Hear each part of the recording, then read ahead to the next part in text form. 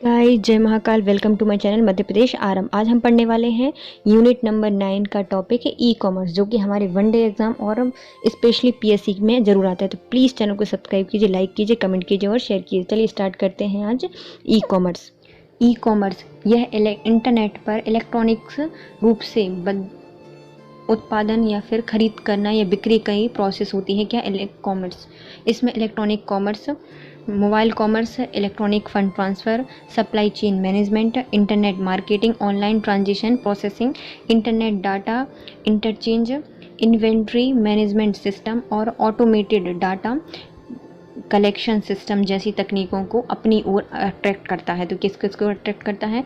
ये mobile commerce को, internet commerce को, इलेक्ट्रॉनिक फंड ट्रांसफ़र को, सप्लाई चेन मैनेजमेंट को, इंटरनेट मार्केटिंग को, ऑनलाइन ट्रांजेक्शन प्रोसेसिंग को, internet data interchange, inventory management system और ऑटोमेटेड डाटा कलेक्शन सिस्टम को ये अट्रैक्ट करता है। आधुनिक इलेक्ट्रॉनिक कॉमर्स आमतौर पर ट्रांजेक्शन साइकिल होते हैं जो कम से कम एक हिस्से के लिए वर्ल्ड वाइड वेब का प्रयोग करते हैं। हालांकि ईमेल जैसी अन्य तकनीकों का भी इसमें प्रयोग किया जाता है। विशिष्ट या इलेक्ट्रॉनिक कॉमर्स लेन देन में ऑनलाइन किताबें जैसे अमेज़ॉन, संगीत खरीदने के लिए आईट्यून स्टोर जैसे डिजिटल सप्लाई के रूप में म्यूज़िक डाउनलोड और कुछ हद तक अनुकूलित वस्तुएं, ऑनलाइन शराब की दुकानें, इन्वेंट्री सुविधाएं भी इसमें शामिल होती हैं।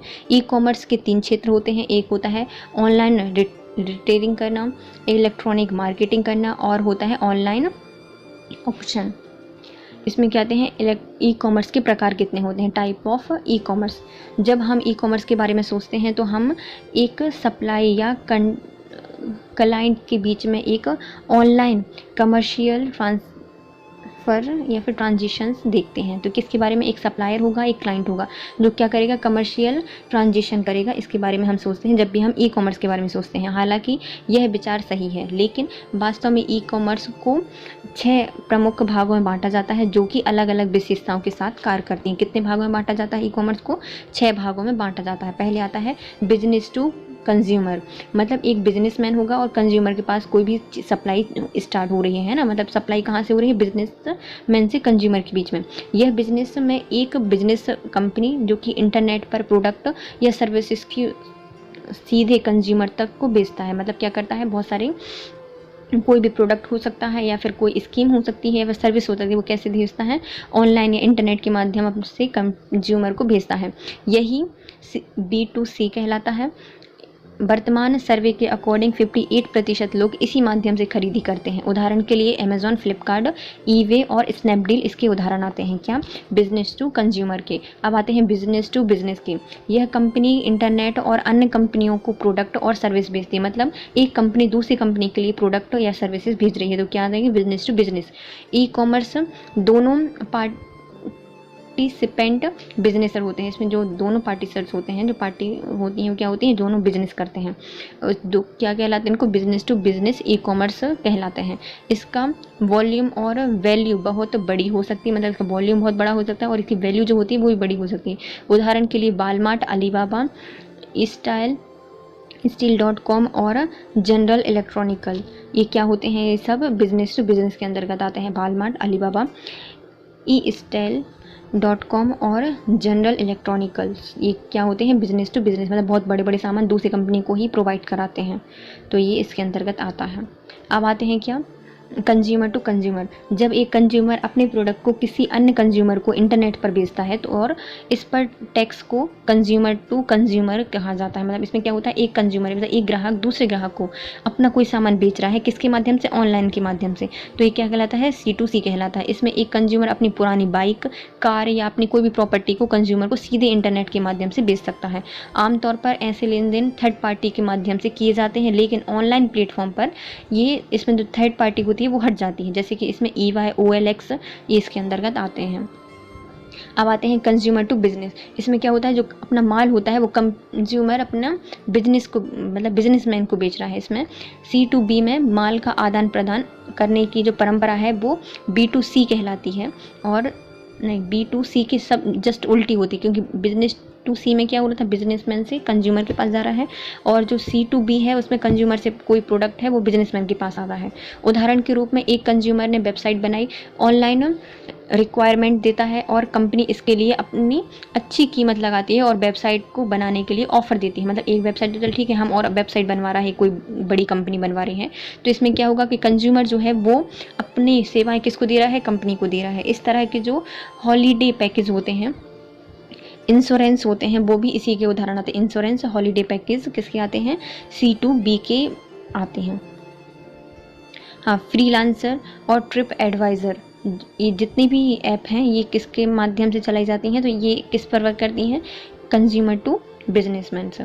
अब आती हैं गवर्नमेंट टू बिजनेस। यह सरकारी सेवाओं को ऑनलाइन माध्यम से उपलब्ध कराती है। मतलब कोई भी ऑनलाइन गवर्नमेंट की स्कीम मिल जाएगी जो कि बिजनेसमैन के पास जा रही है। ऐसी वेबसाइट निविदा के आवेदन प्रस्तुत करने के लिए समर्थ होती हैं, जिसको क्या कहा जाता है, ई गवर्नेंस कहा जाता है। मतलब कोई भी गवर्नेंस की स्कीम है जो कि इंटरनेट पर है तो क्या कहा जाता है, ई गवर्नेंस कहा जाता है। लेकिन वो बिजनेस किसको दे रहे हैं, मतलब ऑनलाइन जो टेंडर वगैरह होते हैं ना, वो किसके अंतर्गत आते हैं, गवर्नमेंट टू बिजनेस के अंतर्गत आते हैं। मतलब गवर्नमेंट क्या दे रही है, बिजनेसमैन के लिए कोई ऑफर दे रही है, स्कीम निकालती है कोई, तो वो इसके अंतर्गत आती है। मतलब इसके अंतर्गत फॉर्म भर सकते हैं, ऑनलाइन माध्यम से उपलब्ध कराती है ये। गवर्नमेंट से सिटीजन, जितने भी स्कीम होती हैं, पोर्टल होती हैं, ये ऑनलाइन जो देती हैं वो सब होती हैं ये क्या, गवर्नमेंट टू कंज्यूमर। पूरी स्कीम ऑनलाइन मिल गई हैं आजकल, सारी ऑनलाइन मिल जाती हैं और कंज्यूमर के लिए ऑनलाइन ही माध्यम से मिल जाती हैं। सरकार द्वारा सभी सेवाओं को जन साधारण तक पहुंचाने के लिए सुनिश्चित करती है। ई मित्र सेवा, उमंग और ज्ञान दूत जो कि धार से स्टार्ट की गई थी मध्य प्रदेश की, तो ज्ञान दूत योजना भी ई गवर्नमेंट और गवर्नमेंट टू सिटीजन के माध्यम से आती हैं। अब आती हैं पीयर टू पीयर। दो व्यक्तियों के मध्य बिना माध्यम के वस्तु एवं सेवा बेचने हेतु करार इसके माध्यम से किया जाता है। तो इसके अंदर क्या आता है, पीयर टू पीयर। मतलब इसमें कोई माध्यम नहीं होता, बिना माध्यम के कोई वस्तु बेची जाती है, तो इसके अंतर्गत क्या आता है, पीयर टू पीयर आता है। जैसे कि नेटुरेला जो है वो पीयर टू पीयर के अंतर्गत आता है।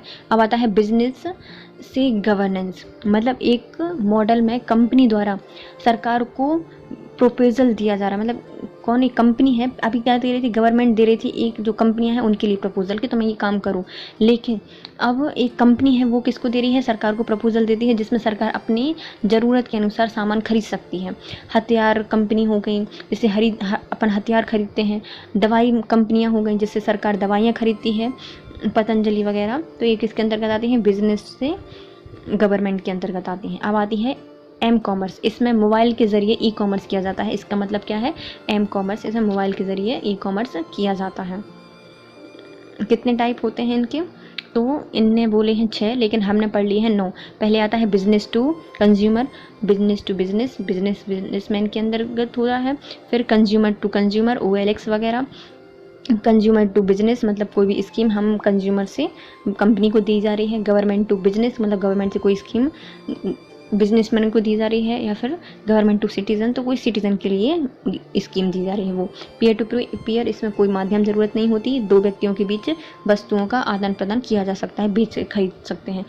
गवर्नमेंट या बिजनेस टू गवर्नमेंट, इसमें क्या होता है, जो बिजनेसमैन होता है वो गवर्नमेंट को ऑफर दे रहा होता है कोई भी चीज़ और बेच रहा होता है, तो गवर्नमेंट खरीदती है। और एम कॉमर्स में क्या होता है, इसे मोबाइल के ज़रिए अपन ई कॉमर्स के काम करते हैं। अब आते हैं क्या, ई कॉमर्स के अवयव क्या क्या हैं। इसके अवयव क्या क्या हैं, पहले होते हैं ई बैंकिंग करना, ऑनलाइन ट्रांजिशन करना, भौतिक उत्पादों का व्यापार करना, जितनी भौतिक चीज़ें हैं उनका व्यापार करना, सेवा क्षेत्रों का व्यापार करना, जैसे हम कहीं जा रहे हैं तो हमने टैक्सी बुक कर ली, रूम बुक कर लिया, तो ये सेवाएँ भी अपन इससे व्यय कर सकते हैं। अंकीय उत्पाद का व्यय कर सकते हैं, इलेक्ट्रॉनिक डेटा इंटरचेंज कर सकते हैं और सप्लाई चेन का भी निर्माण कर सकते हैं। तो इसके अवयव क्या है, मतलब online banking, electronic banking, online transition, भौतिक उत्पाद का व्यापार, सेवा क्षेत्र का व्यापार, अंकीय उत्पाद का व्यापार, इलेक्ट्रॉनिक डाटा इंटरचेंज और सप्लाई चेन का निर्माण इसमें किया जाता है। अब आते हैं ई कॉमर्स के कार्य कौन कौन से हैं। एडवांटेज ऑफ ई कॉमर्स, यह सुविधा बढ़ाता है और ग्राहक अपनी सुविधा के अनुसार वस्तुओं की ऑर्डर अपने घर बैठे कर सकता है। इस तरह डिलीवरी उन्हें घर पर ही मिल जाती है और उन लोगों को अच्छी खरीदारी ऑप्शन भी मिल जाते हैं जो कि हमेशा व्यस्त होते हैं। क्या होता है, इसमें सुविधा बढ़ जाती है कि हमें दुकान जाना पड़ेगा, पेट्रोल जाएगा, टाइम जाएगा, वहाँ पे इतने सारे ऑप्शंस नहीं होंगे तो हमें ऑनलाइन में ये ऑप्शंस मिल जाते हैं, टाइम बच जाता है, घर पे कोई चीज़ आ जाती है ऑनलाइन। अब आता है क्या, प्रोडक्ट एवं कीमत की तुलना कर सकते हैं कि उनकी तुलना कर सकते हैं, ये इतना कम है इस वेबसाइट पे, ये वेबसाइट पे इतना कम है, तो उनकी तुलना की जा सकती है, लेकिन हम दुकान पे नहीं कर सकते। खरीदी करते समय ग्राहक उस वस्तु की कीमत को कई वेबसाइटों पर तुलना कर सकता है, इसके बेहतरीन प्रोडक्ट पर उन्हें अच्छी डील मिल जाती है, इसके साथ डिस्काउंट और कूपन जैसी व्यवस्थित जो है अतिरिक्त लाभ भी उसका ले सकता है। अब आता है स्टार्टअप के लिए आसान फंड है। सभी लोग या कई लोग को बिजनेस करने की इच्छा होती है, लेकिन वो शॉप करने के लिए पर्याप्त कैपिटल नहीं होती। फिजिकल स्टोर लीज पर काफ़ी महंगे होते हैं, इसलिए ई कॉमर्स व्यापार को शुरू करने के और बढ़ाने के लिए एक आसान रास्ता है, क्या, स्टार्टअप करना। इसमें अपन स्टार्टअप कर सकते हैं जो कि ई कॉमर्स पर व्यापार करके शुरू किया जा सकता है, क्योंकि फिजिकल स्टोर लेने के लिए वो बहुत महंगे मिलेंगे वो। अब आते हैं प्रभावशाली या ट्रेडिंग बिजनेस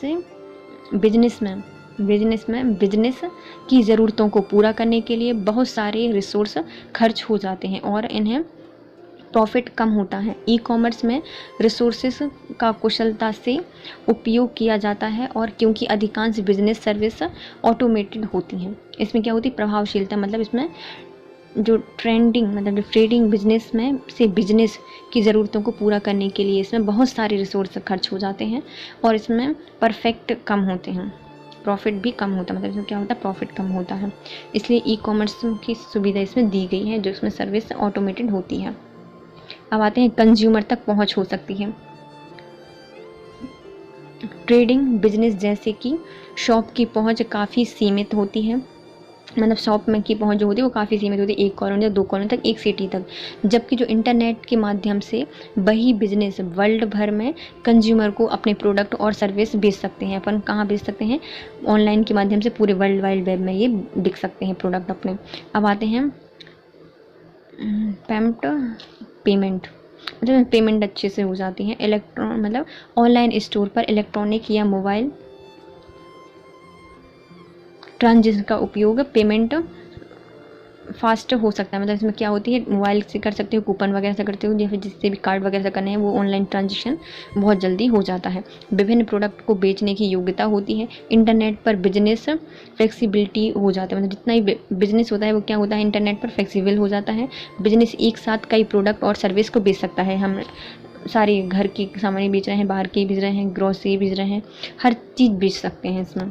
ई कॉमर्स के नुकसान क्या क्या है, ये तो सुविधाएं हो गई कि आप विभिन्न प्रोडक्ट को बेच सकते हो, जल्दी खरीद सकते हो, समय बच जाता है, तुलना कर सकते हो, स्टार्टअप आसान होता है, प्रभावशाली होता है, कंज्यूमर तक पहुंच बढ़ती है, पेमेंट आसानी से हो जाती है, ये उसके लाभ हो गए। लेकिन अब हानियाँ भी होती हैं, तो ख़राब क्वालिटी वाले प्रोडक्ट आ जाते हैं, बहुत आम है, तो आप इंटरनेट पर प्रोडक्ट को देखकर चेक नहीं कर सकते, इसलिए झूठे मार्केटिंग और ख़राब क्वालिटी के प्रोडक्ट आपके घर पर आने का रिस्क बना होता है। हाल ही में मोबाइल के बॉक्स में मोबाइल की जगह पर साबुन आने की कई घटनाएं सामने आई थी, मोबाइल बॉक्स की जगह क्या आ गई थी, साबुन आ गई थी, तो इसमें क्या आ जाता है, क्वालिटी ख़राब आ जाती है, क्योंकि अपन उसको सिर्फ फ़ोटो देख कर पता नहीं चल जाता कि कपड़ा कैसा है या फिर कोई भी चीज़ कैसी है, पता नहीं चलता।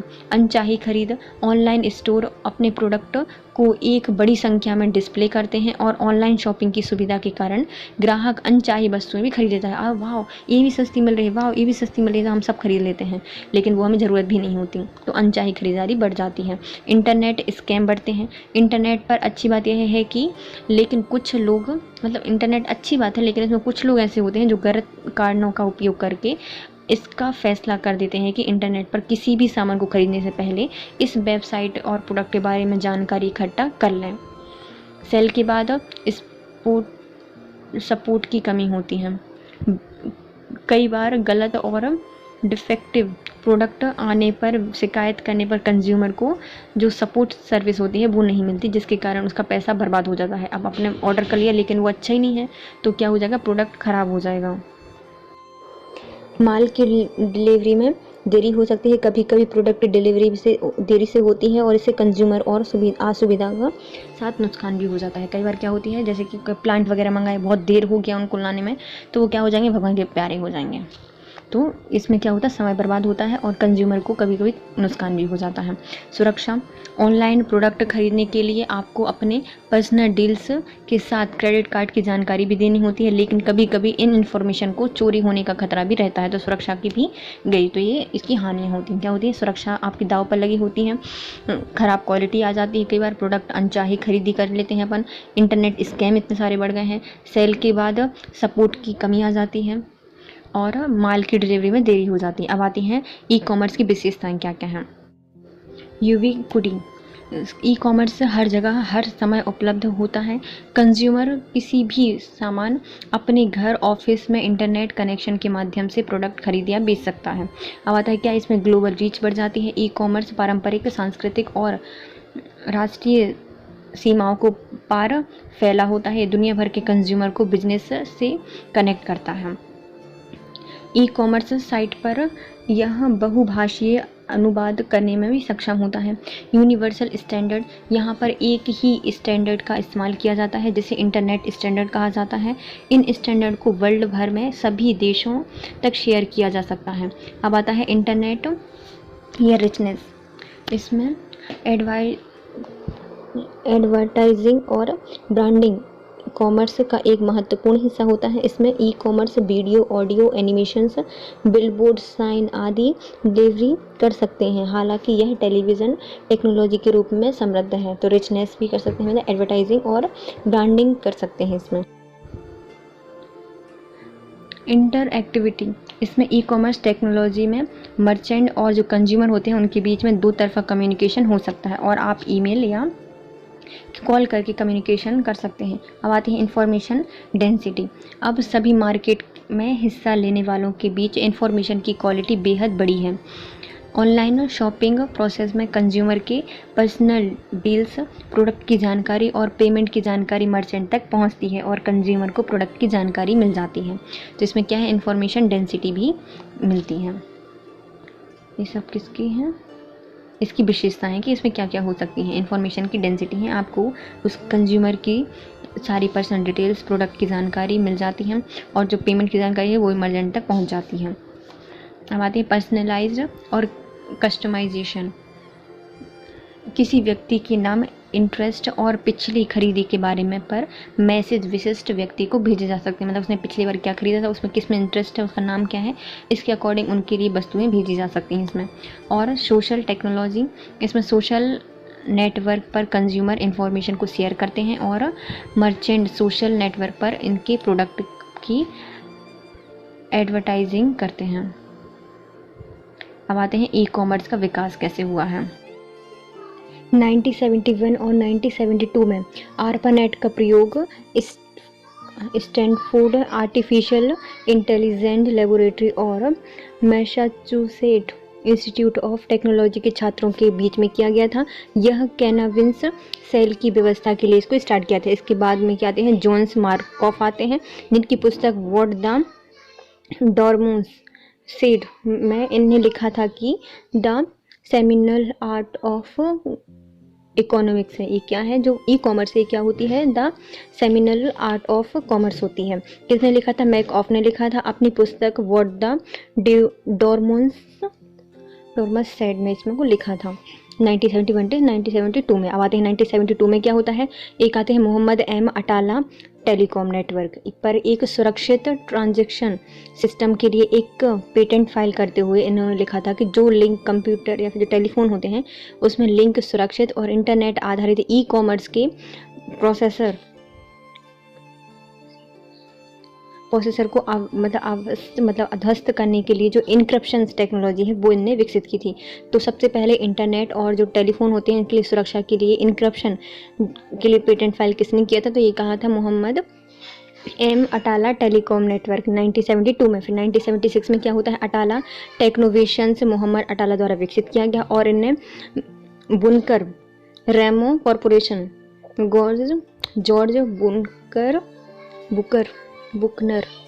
जॉर्ज बुकनर एंड सिमोन रोमो के द्वारा इसको विकसित किया गया था, इसलिए इसका नाम क्या था, बुकनर बुनकर रोमो कॉरपोरेशन, किस कौन कौन थे इसमें, अटाला टेक्नोवेशंस और बुकनर रेमो कॉरपोरेशन, जिसमें जो 2 लोग थे, एक जॉर्ज बुकनर और एक सिमोन रोमो, इनके द्वारा इसको विकसित किया गया था। और इसमें secure online transactions processing start की गई थी। इसके डिज़ाइन के लिए उत्पादों को पेश करते हुए इनका उद्देश्य फाइनेंशियल इंस्टीट्यूशनल किया गया था। इसमें क्या किया था, फाइनेंशियल इंस्टीट्यूशंस इसमें किया गया था 1976 में। सबसे पहले आते हैं 1972 में, क्या है, जो अटाला है इनने एक पेटेंट फाइल की थी ट्रांजैक्शंस के लिए और इनक्रिप्शन टेक्निक का प्रयोग किया था इसके लिए। और इससे पहले आर्पानेट आया, जिसका प्रयोग किस में किया गया था, आर्पानेट मतलब जो स्टैंडर्ड आर्टिफिशियल इंटेलिजेंस लेबोरेटरी के और मैसाचुसेट इंस्टीट्यूट के कुछ बच्चे थे, उन्होंने किया था कैनाबिस सेल के लिए, जिसके में जॉन मैकऑफ ने पुस्तक व्हाट द डोरमेंस शेड में seminal art of e commerce इसको कहा था।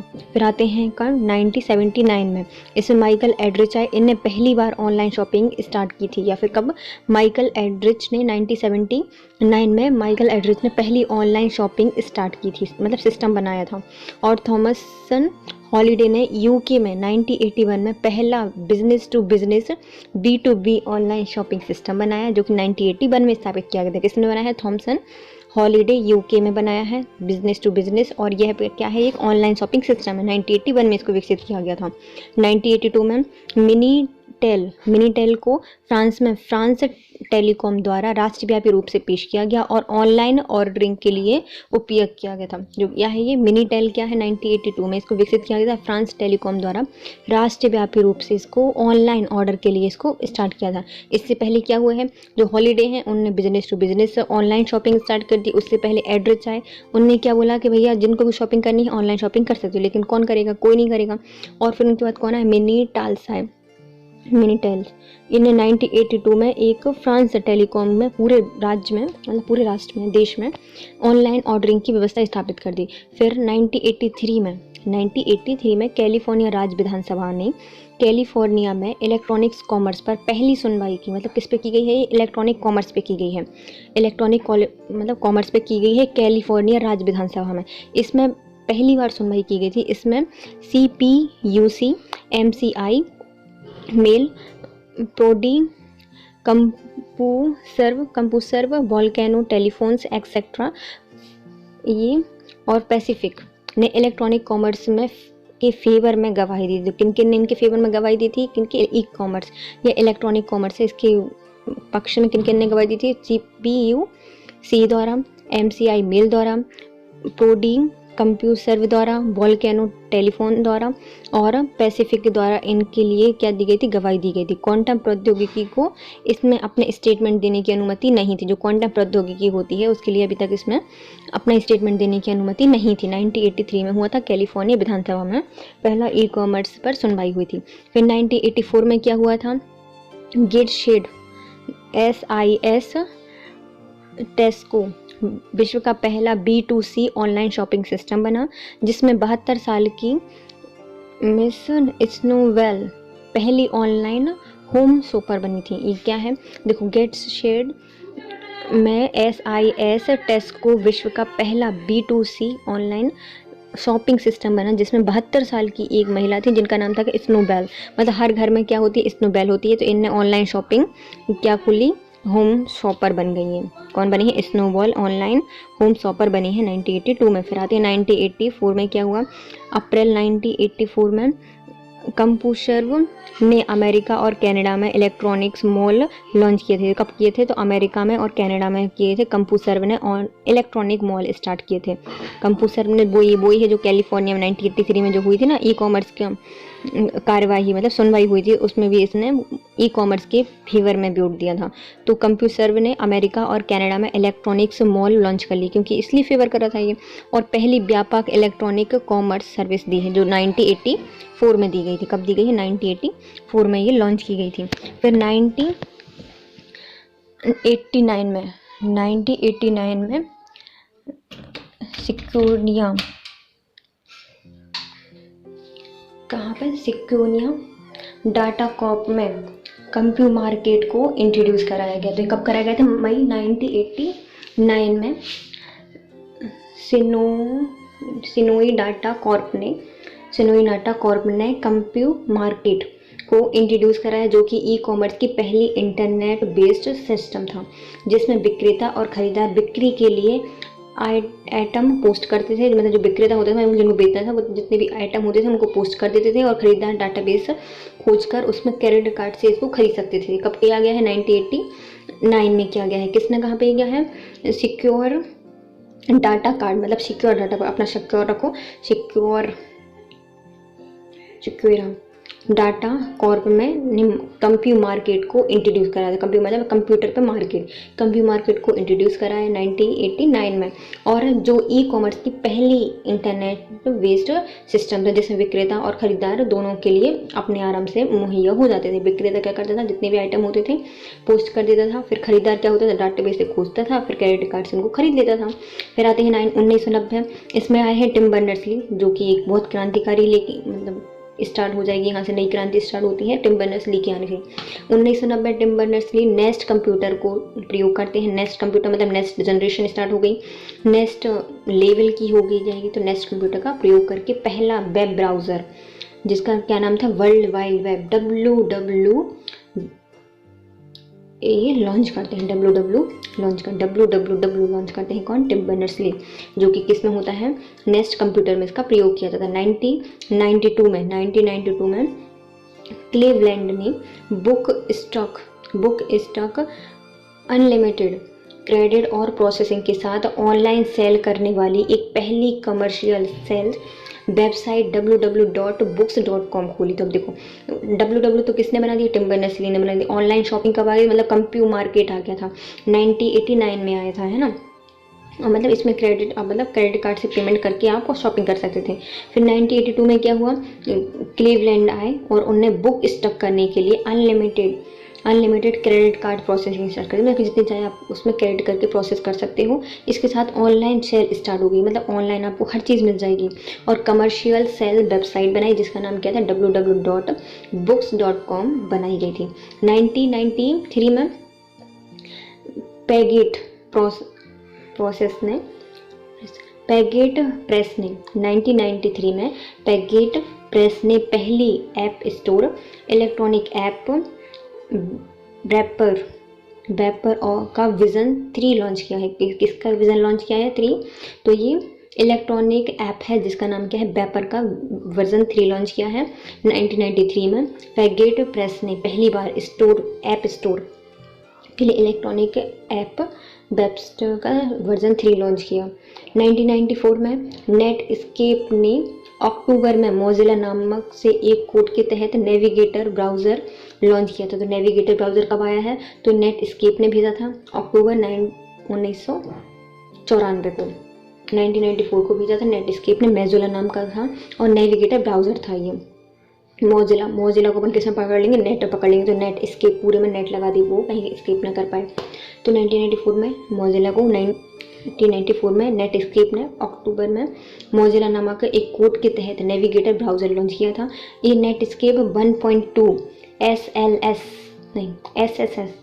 SSL इनक्रिप्शन के साथ 1994 के अंत में लॉन्च किया गया था। तो कब किया गया था?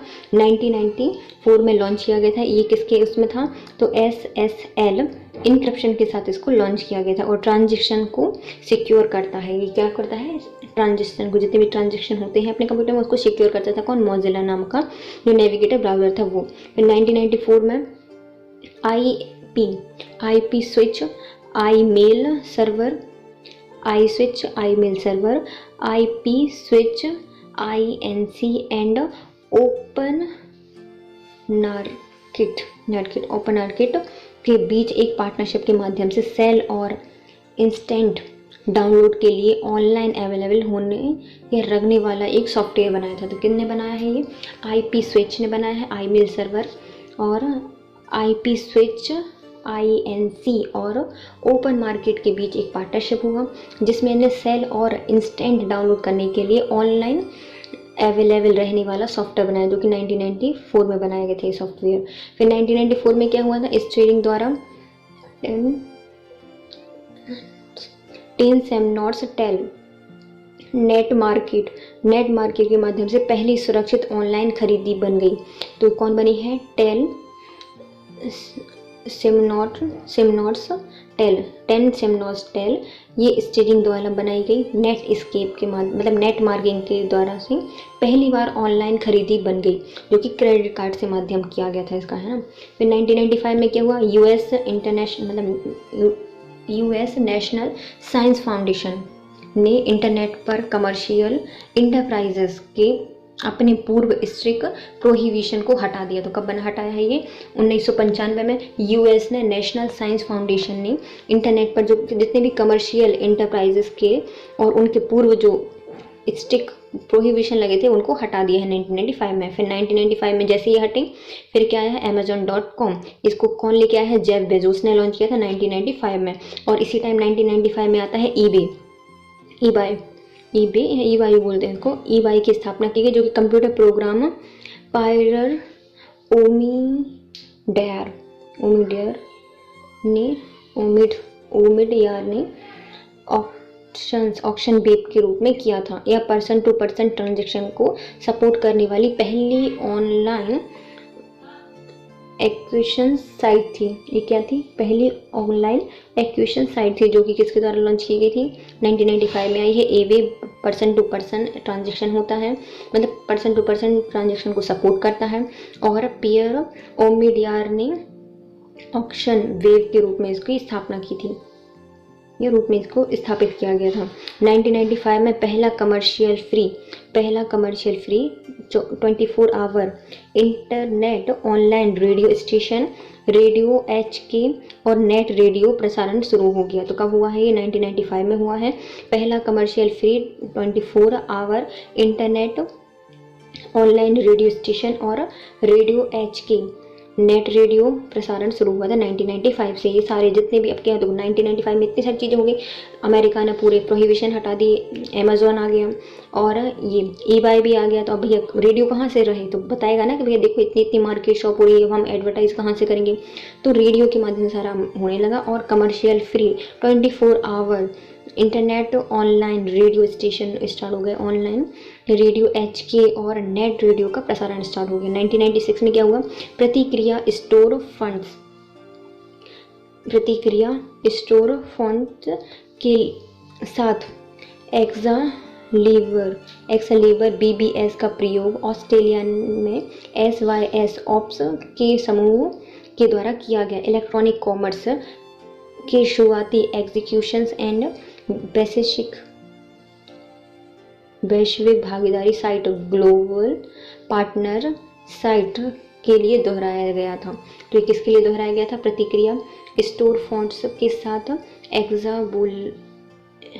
एक्सलीवर BBS का प्रयोग ऑस्ट्रेलिया में SYS ऑप्स के समूह के द्वारा किया गया। इसमें इलेक्ट्रॉनिक कॉमर्स ई-कॉमर्स की शुरुआती मतलब एग्जीक्यूशंस एंड वैश्विक भागीदारी साइट के लिए दोहराया गया था। 1996 में हुआ है, ये ऑस्ट्रेलिया में हुआ है। इलेक्ट्रॉनिक कॉमर्स की शुरुआत एग्जीक्यूशंस और वैश्विक भागीदारी साइटों के लिए इसको बनाया गया था, दोहराया गया था। अब 1994 में क्या, मतलब 1998 में क्या होता है? वेब से प्रिंटिंग के लिए इलेक्ट्रॉनिक डॉट टिकट खरीदने और डाउनलोड करने की सुविधा स्टार्ट हो गई। 1998 में क्या होगी? ऑनलाइन आप मतलब प्रिंटिंग के द्वारा इलेक्ट्रॉनिक डॉट टिकट को खरीद सकते हो और डाउनलोड कर सकते हो। यह प्रतिक्रिया 1996 का थोड़ा सा कन्फ्यूज़न है, क्योंकि इसमें ऑस्ट्रेलिया का SYS ऑप्स के समूह ने शुरू किया था। क्या? स्टार फॉन्ट, जैसे मतलब स्टोर आ गए, स्टोर फॉन्ट्स आ गए, तो अब स्टोर में भी प्रिंटिंग वगैरह भी स्टार्ट कर दिए है ना। देखो पहले क्या हुए हैं, सबसे पहले देख लेते हैं।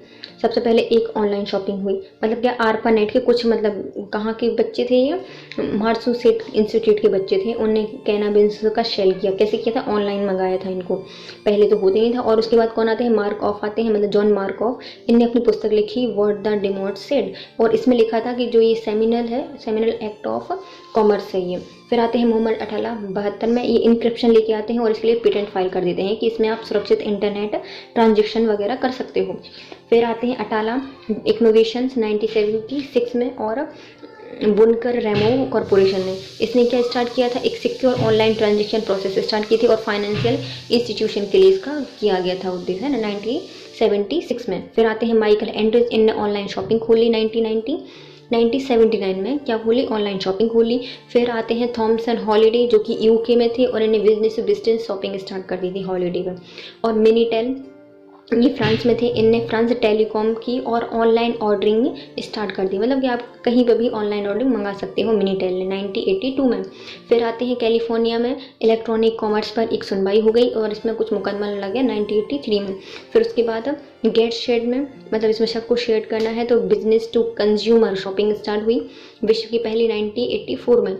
और इसमें जो स्नोबॉल थी वो पहली ऑनलाइन होम शॉपर बनी थी। फिर 1984 में ही कंप्यूटर ने अमेरिका और कनाडा में इलेक्ट्रॉनिक मॉल लॉन्च किया था। इलेक्ट्रॉनिक मॉल किन ने लॉन्च किया था, कंप्यूटर सर्व ने किया था। पहली व्यापक इलेक्ट्रॉनिक कॉमर्शियल सर्विस थी ये। 1989 में सिंक्रोनस डाटा कॉरपोरेशन ने एक, मतलब किसको, कंपू मार्केट को लॉन्च किया था। किसने किया था, सिक्योर डाटा कॉर्प ने किया था। ये इंटरनेट के बेस्ड सिस्टम से कोई भी चीज़ खरीद सकता है और बेच सकता है। तो खरीदने वाले क्या करते थे, क्रेडिट कार्ड से खरीदारी करते थे।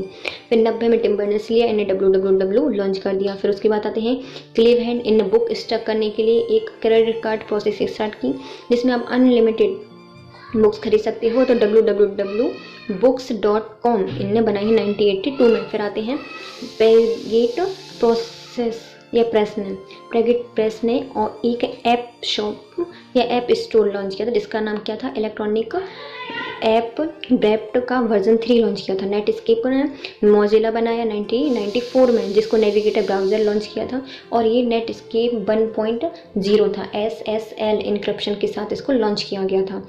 फिर 1994 में कुछ आते हैं पार्टनरशिप करने के लिए, तो इसमें IP स्विच आता है, email server, IP switch, INC आता है और ओपन मार्केट आता है। ये क्या करते हैं, पार्टनरशिप करते हैं, सेल बनाते हैं और इंस्टेंट डाउनलोड और ऑनलाइन अवेलेबल कराने के लिए एक सॉफ्टवेयर बनाते हैं।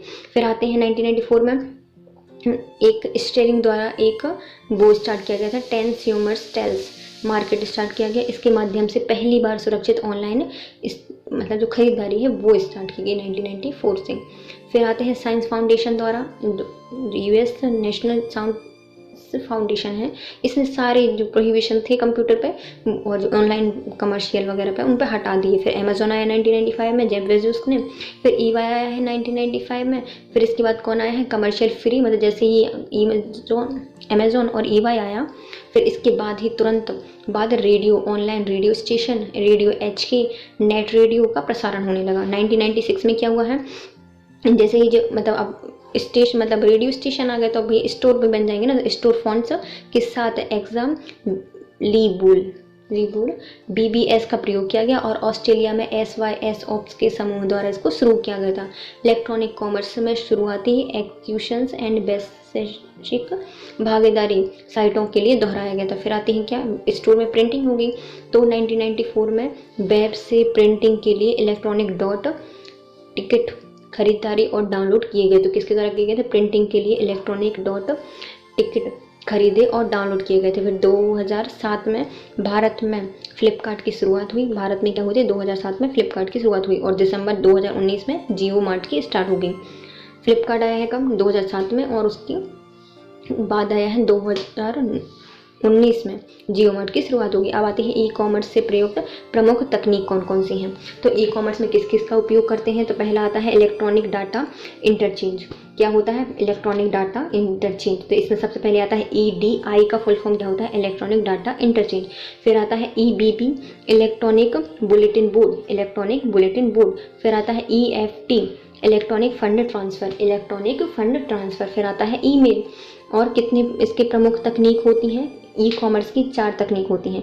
पहला, आप इलेक्ट्रॉनिक डाटा ट्रांसफ़र कर सकते हो, EBP मतलब इलेक्ट्रॉनिक बुलेटिन बोर्ड कर सकते हो, EFT मतलब इलेक्ट्रॉनिक फंड ट्रांसफ़र कर सकते हो, या फिर इलेक्ट्रॉनिक मेल भी कर सकते हो। अब आते हैं EDI क्या होता है, इलेक्ट्रॉनिक डाटा इंटरचेंज क्या होता है। इसकी शुरुआत 1970 में हुई थी। कब हुई है इलेक्ट्रॉनिक डाटा इंटरचेंज की, डाटा क्या है 70, पूरे 72 सब ले जाओ 72 में। तो इलेक्ट्रॉनिक 70 सिस्टम, यह एक सिस्टम से दूसरे सिस्टम में डाटा को इलेक्ट्रॉनिक रूप से भेजा जाता है। इलेक्ट्रॉनिक डाटा इंटरचेंज में क्या होता है, डाटा कैसे जाता है, इलेक्ट्रॉनिक रूप से जाता है एक कंप्यूटर से दूसरे कंप्यूटर में।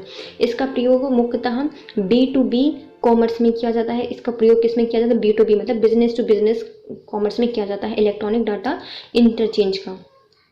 तो इसको प्लीज़ याद रखना कि इंटरचेंज में आई होता है ना, इलेक्ट्रॉनिक डाटा इंटरचेंज। फिर आते हैं इलेक्ट्रॉनिक बुलेटिन बोर्ड।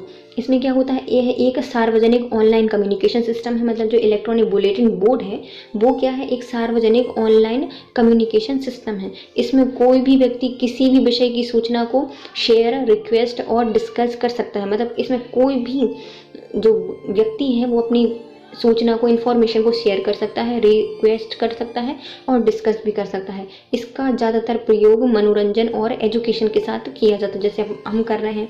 तो ये क्या है? इलेक्ट्रॉनिक बुलेटिन बोर्ड है। जैसे कि Quora.com इसका प्रयोग होता है। और जो छोटे बिजनेस और जो सेल्फ एम्प्लॉयड व्यक्ति होते हैं उनकी बहुत काम आता है EBB। देखो अपन ने दो पढ़ लिए। पहले आता है डाटा इलेक्ट्रॉनिक इंटरचेंज। इसमें नॉर्मल डाटा है, आप दूसरे को सेंड कर रहे हो, एक सिस्टम से दूसरे सिस्टम में जा रहा है। 1970 में इसकी शुरुआत हुई थी और ये बिजनेस टू बिजनेस में क्यों यूज़ होता है। फिर आता है EBB इलेक्ट्रॉनिक बुलेटिन बोर्ड। इसमें क्या होता है? सार्वजनिक ऑनलाइन कम्युनिकेशन होता है। कोई भी व्यक्ति बहुत सारी सूचना शेयर कर सकता है, रिक्वेस्ट कर सकता है, डिस्कशन कर सकता है। मनोरंजन एजुकेशन के लिए किया जाता है। इसका बहुत अच्छा एग्जाम्पल है Quora.com। ये क्या कर सकते हैं? मतलब इसमें छोटे छोटे जो सेल्फ वर्कर होते हैं, सेल्फ एम्प्लॉयड व्यक्ति होते हैं वो, और बिजनेसमैन जो होते हैं वो इसमें काम कर सकते हैं। अब आती है क्या? इलेक्ट्रॉनिक फंड ट्रांसफ़र, जो कि हम नॉर्मली आजकल करते हैं। यह एक इलेक्ट्रॉनिक बैंकिंग प्रणाली है। मतलब इलेक्ट्रॉन पर एक मतलब इलेक्ट्रिक से चलने वाली इलेक्ट्रॉनिक प्रणाली है। इसमें एक व्यक्ति के अकाउंट से दूसरे व्यक्ति के अकाउंट में बिना किसी प्रत्यक्ष लेन देन के पैसा ट्रांसफर हो जाते हैं। आपको पता होगा कैसे पैसे ट्रांसफर होते हैं, है ना। हमने यहाँ से भेजे, आपके अकाउंट में पहुँच जाएंगे, आपने वहाँ से भेजे तो मेरे अकाउंट में आ जाएंगे। आप जितने ही भेज रहे हो तो बता देना, मैं अकाउंट नंबर दे दूँगी अपना, है ना, भेज देना। अब आते हैं EFT इलेक्ट्रॉनिक फंड ट्रांसफर में निम्नलिखित माध्यम से ये पैसा भेजा जाता है। तो कैसे पैसा भेज सकते हैं? ACH से फंड ट्रांसफ़र होता है, CBB से होता है, डेबिट कार्ड से होता है, मोबाइल वॉलेट से होता है, क्रेडिट कार्ड से होता है, या पॉइंट ऑफ सेल से भी होता है। पॉइंट ऑफ सेल से होता है, क्रेडिट कार्ड से होता है, मोबाइल वॉलेट से होता है, डेबिट कार्ड से होता है, CBB और AHC से भी फंड ट्रांसफ़र होते हैं। अब आते हैं ईमेल कॉमर्स। ये भी हर कोई करता है।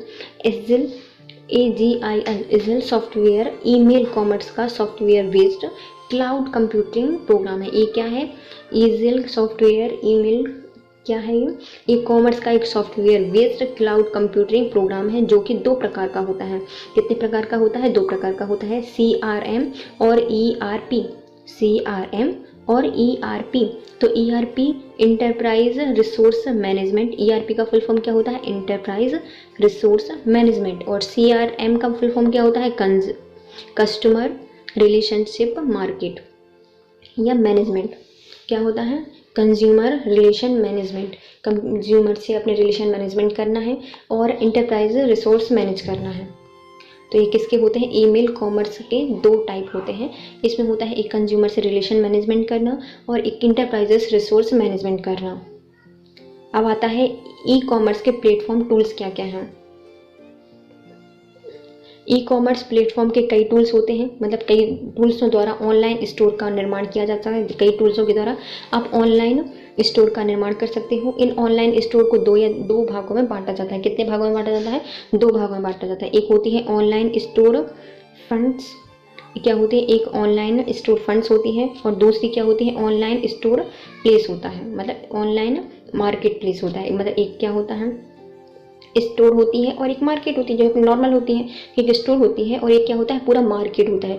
तो स्टोर में क्या होते हैं? इसमें मर्चेंट अपने ऑनलाइन स्टोर किसी वेबसाइट के माध्यम से बनाते हैं। जो मर्चेंट होते हैं वो कैसे बनाते हैं? अपने ऑनलाइन स्टोर कैसे बनाते हैं? वेबसाइट के माध्यम से बनाते हैं। जैसे कि आते हैं मैग्नेटो मर्चेंट को शक्तिशाली फीचर्स, आसानी, कस्टमाइजेशंस, एडवाइस उपलब्ध कराता है। ये क्या है? मैग्नेटो मतलब मैग्नेट के जैसा काम करता है ना। मैग्नेटो बहुत शक्तिशाली फीचर्स होता है। इसमें आसानी से जो कंज्यूमर्स होते हैं कस्टमाइजेशन को एडवाइस या एडवांस उपलब्ध कराता है।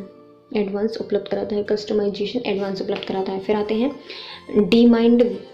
डीमाइंडवेयर क्या होते हैं? ये क्लाउड आधारित सॉल्यूशंस प्रोवाइडर होते हैं। क्या होते हैं? डीमाइंडवेयर भी होते हैं क्लाउड आधारित सॉल्यूशन प्रोवाइडर होते हैं। डीमाइंड मतलब जितने माइंड में भी आपके प्रॉब्लम आ रहा है उनका प्रॉब्लम को डी सॉल्यूश कर देगा, है ना। डिफ्यूज़ कर देगा, सारी डिमाइंड कर देगा।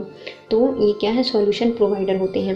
फिर आते हैं कौन, शॉपिफाई। इनमें inventory tools, buy button, payment solutions और कई जगह उपलब्ध होता है, एक साथ कई जगह उपलब्ध हो जाते हैं। जितने भी शॉपिफाई होते हैं इसमें जो इवेंट्री टूल्स होते हैं, बाई बटन होते हैं और पेमेंट सॉल्यूशन होते हैं, वो कई जगह प्राप्त हो जाते हैं। अब आते हैं वू कॉमर्स।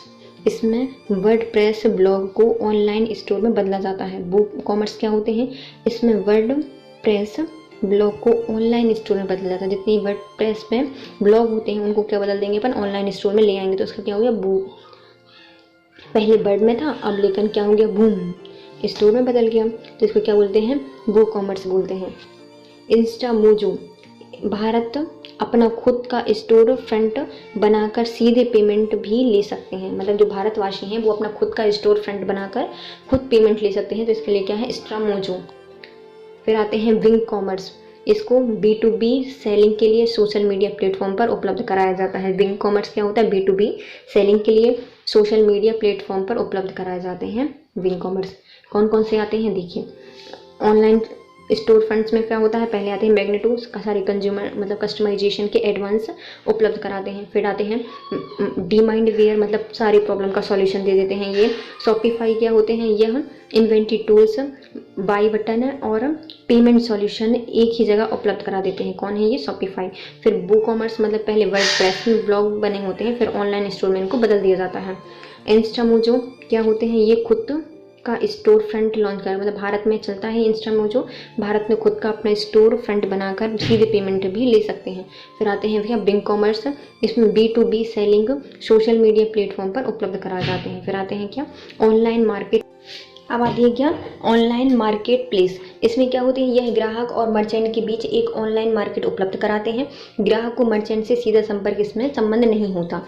जैसे कि स्नैपडील, पेमेंट और मिंत्रा, ये क्या होते हैं, ऑनलाइन मार्केट प्लेस होते हैं जहां पर ग्राहक और मर्चेंट दोनों ऑनलाइन मार्केट पर जाते हैं और अपने ले लेते हैं। किसी को ना ग्राहक मार्केट मतलब जो मर्चेंट है उसको जानता है, ना ही मर्चेंट ग्राहक को जानता है, सब अपने अपने सामान खरीद लेते हैं। ये क्या होती है, मार्केट होती है, प्लेस। और स्टोर क्या होती है, इसमें मर्चेंट अपना ऑनलाइन स्टोर बनाता है और वेबसाइट के माध्यम से इसको चलाता है। अब आती हैं कुछ e commerce site.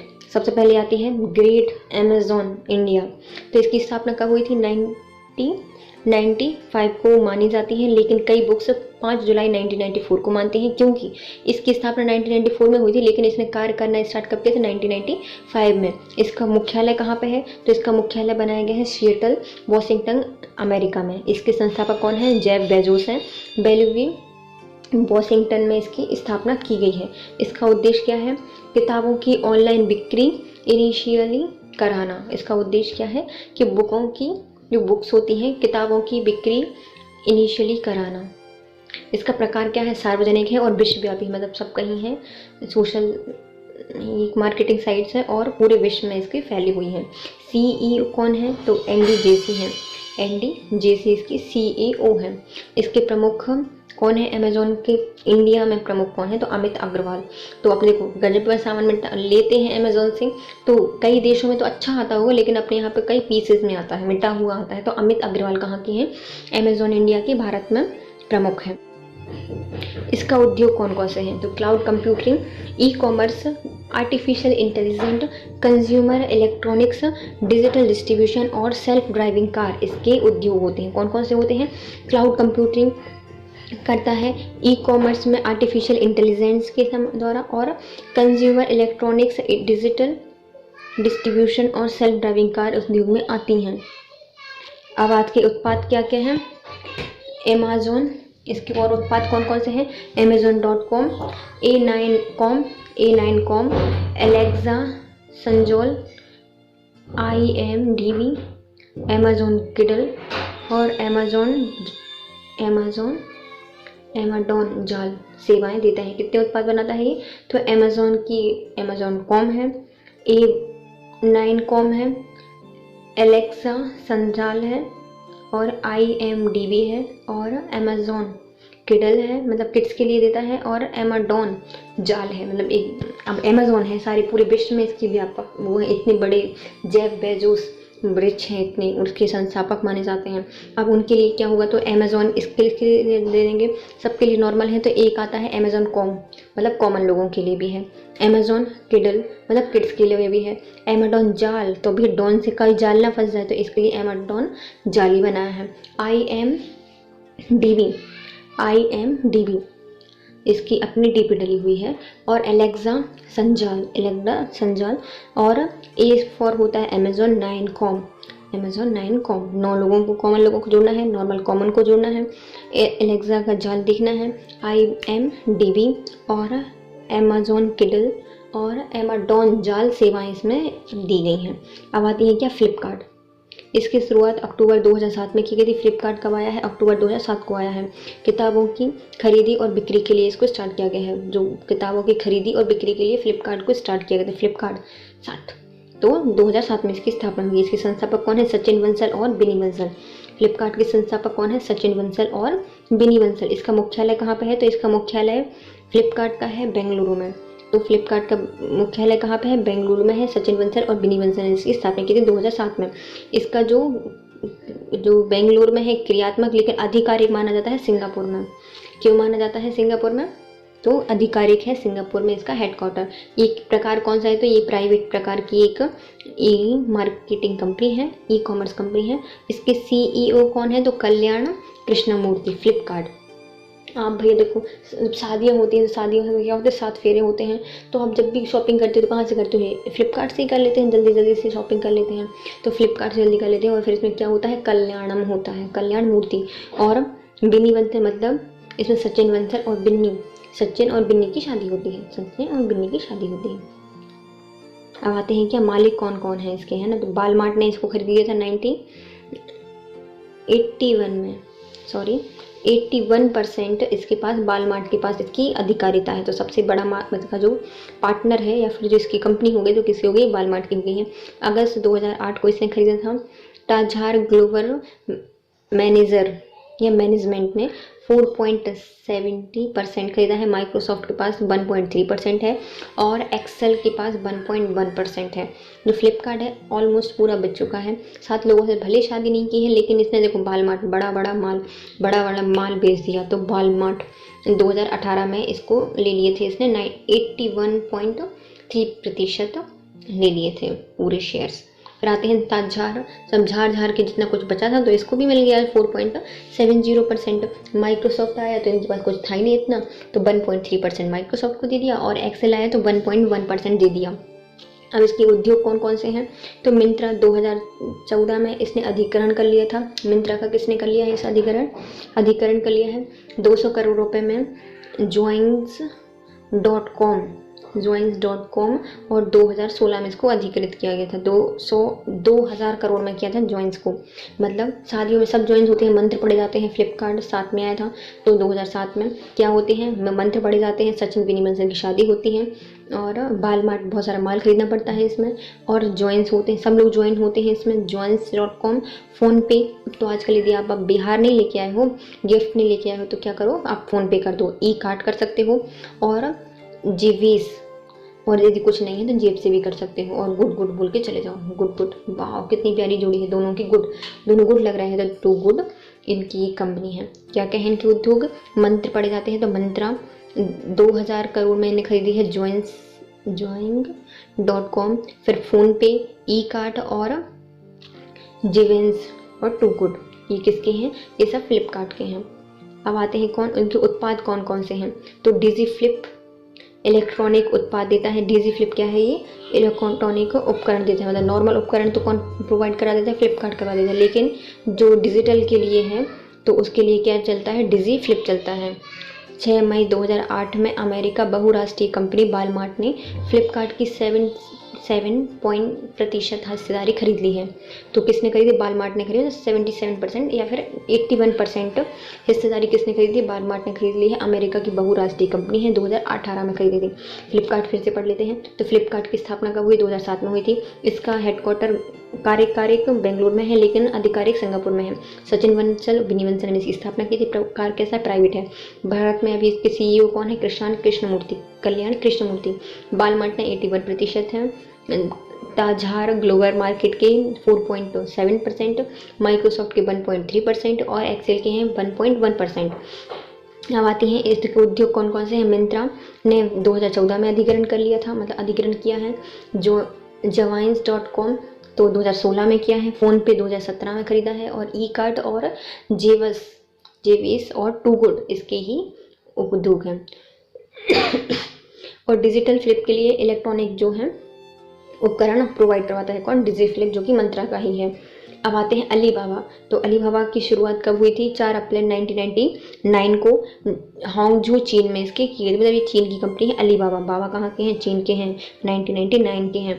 Jack Ma chairman हैं, इनके संस्थापक माने जाते हैं। मुख्यालय कहाँ पे है, हांगझू चीन में है। इसका प्रकार क्या है, सार्वजनिक है। और इसके सीईओ कौन है, डेनियल झांग हैं। डेनियल झांग क्या है इसके सीईओ अलीबाबा के। और संस्थापक कौन है, जैक मा है। इनके मतलब उत्पादक क्या हैं, तो उत्पाद क्या करते हैं, तो ई कॉमर्स है, क्लाउडिंग कंप्यूटिंग और मोबाइल कॉमर्स रिटेल हैं। ये e commerce, cloud computing, mobile commerce और रिटेल इस देती हैं। और सेवा कौन कौन सी देती हैं, alibaba.com, Alibaba cloud, AliExpress, AliOS, Alipay, AliGenie, Taobao, Tmall, Lazada और 1688.com और डराज। तो अपने जो बाबा होते हैं वो क्या करते हैं, अपन सबको डराते हैं। जहाँ डराज से याद आ जाएगा, कैसे डराते हैं, सबको डराते हैं। डराज, लाजाडो सबको झाड़ देते हैं डंडे से, डराजो। कोई सब उनके लाडले होते हैं, सारे बच्चे उनके क्या होते हैं, लाडले होते हैं। तो डराते हैं और सब बच्चे उनके लाडले होते हैं। टी मार्ट तो वो हमेशा मॉल लेके जाते हैं, टी माल। टाओबो टबाओ तो टबैको इससे याद करते हैं, वो टबैको खाते हैं। फिर allegiance, Alipay, अलियोस, Ali express, Alibaba और अली क्लाउड, तो ये इससे याद ही हो जाएंगे।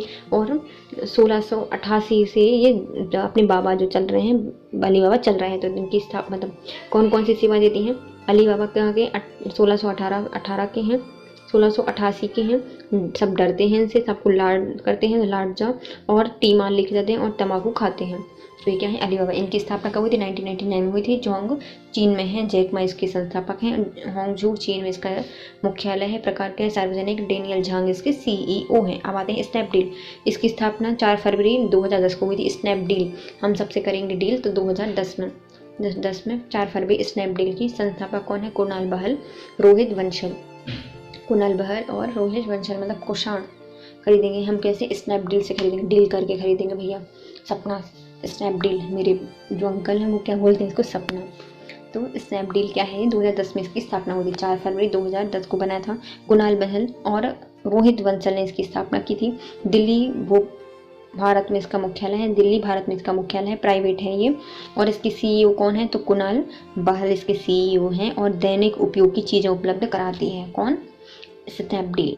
अब आती है मिंत्रा। इसकी स्थापना कब हुई थी, 2007 में हुई थी। जैसे फ्लिपकार्ट की स्थापना कब हुई थी, 2007 में हुई थी, वैसे होती है 2007 में किसकी, मिंत्रा की स्थापना। इसके संस्थापक कौन है, तो इसके संस्थापक भी कौन है, मुकेश बंसल, विनीत सक्सेना, आशुतोष लवानिया। कौन कौन है इनके 3 संस्थापक हैं मिंत्रा के, तो मिंत्रा के हैं कौन, मुकेश बंसल, विनीत सक्सेना और आशुतोष लवानिया।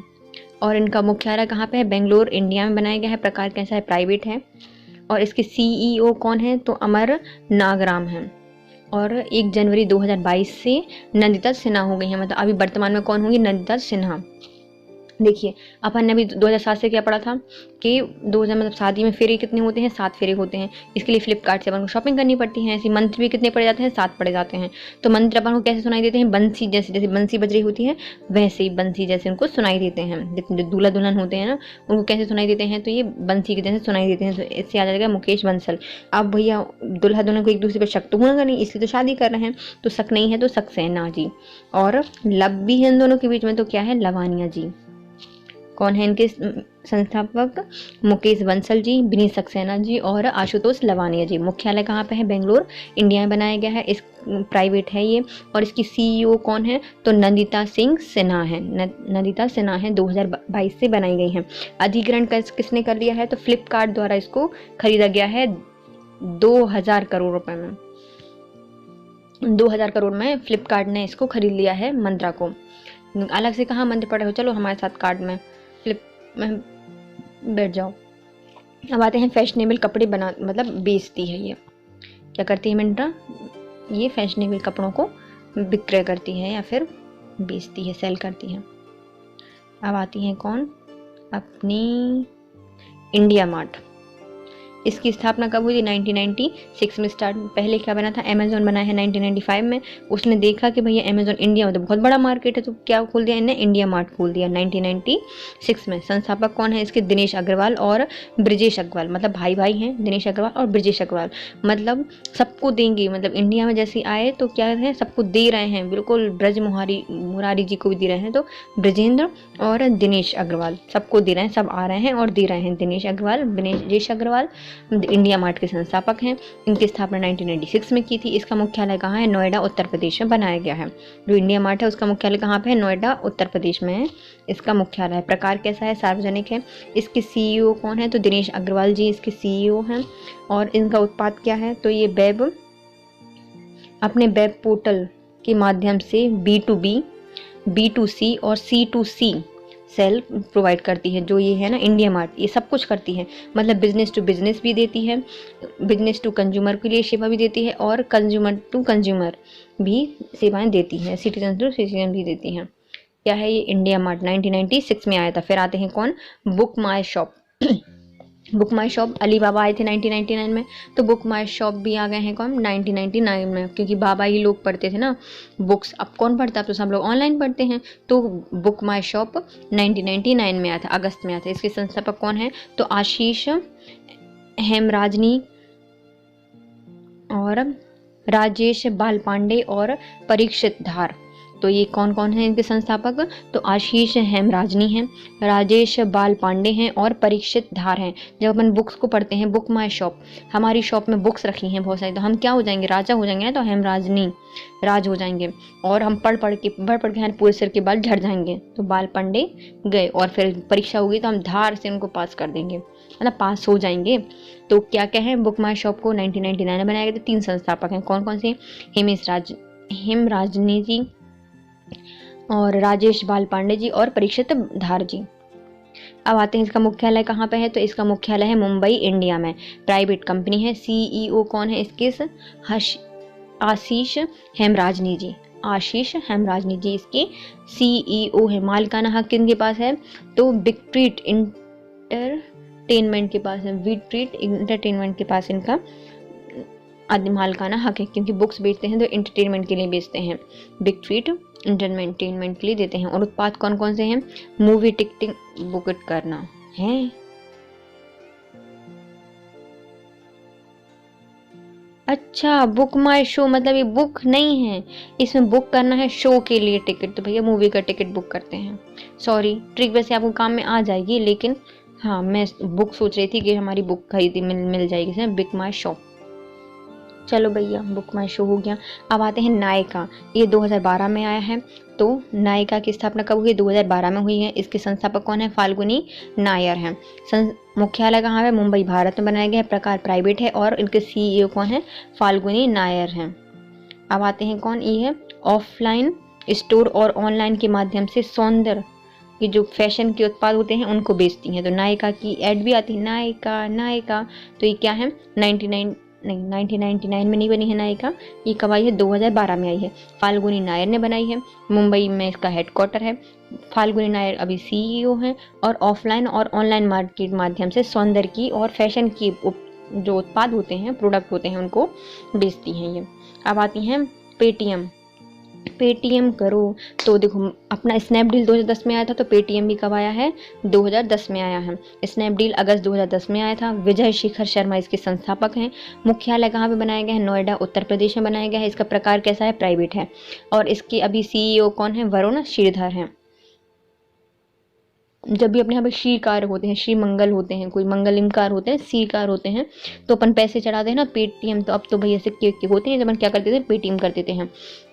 प्राइवेट है, नोएडा में इसका मुख्यालय है। विजय शेखर शर्मा इसके संस्थापक हैं और 2010 में इसकी स्थापना की गई है। इसके पास मालिकाना हक किसके पास है भैया, पेटीएम का, तो मालिकाना हक है 197 कम्युनिकेशन लिमिटेड के पास। 197 कम्युनिकेशन लिमिटेड के पास इनका मालिकाना हक है। उत्पाद कौन कौन से हैं? पेटीएम मॉल है जो कि फरवरी 2017 में लॉन्च किया गया था। खुद आए हैं 2010 में, मतलब जो पेटीएम है वो 2010 में आया है और उनका मॉल कब आया है? तो 2017 में इनका मॉल लॉन्च हो गया था। पेटीएम बैंक हुआ, पेटीएम मनी है, गेम पिंड है, पेटीएम स्मार्ट रिटेल है। क्या क्या है इनके? तो पेटीएम मॉल है 2017 में आया था, पेटीएम पेमेंट है, पेटीएम मनी है और गेम पिंड है और पेटीएम स्मार्ट रिटेल है। अब आती हैं सेवाएं कौन कौन सी देता है। तो पेटीएम सिस्टम देता है, डिजिटल वॉलेट की देता है, मोबाइल पेमेंट करता है, बैंकिंग की और ऑनलाइन शॉपिंग के लिए सुविधा देता है अपनी। इसकी हिस्सेदारी किस किस के पास है? तो इसकी हिस्सेदारी देखो, विजय शेखर शर्मा इसके सीईओ हैं तो इनके पास है 14%। फिर आते हैं अंट ग्रुप, तो 29% अंट ग्रुप के पास है। सॉफ्ट बैंक के पास कितनी है? 19%। सेफ पार्टनर के पास है 18.56%। फिर आते हैं अलीबाबा ग्रुप के पास भी है 7.18%। देखिए इनकी मतलब हिस्सेदारी किन के पास है, मतलब जिनकी कंपनी है उनके पास भी कुछ ज़्यादा नहीं है। तो विजय शेखर शर्मा के पास है 14%।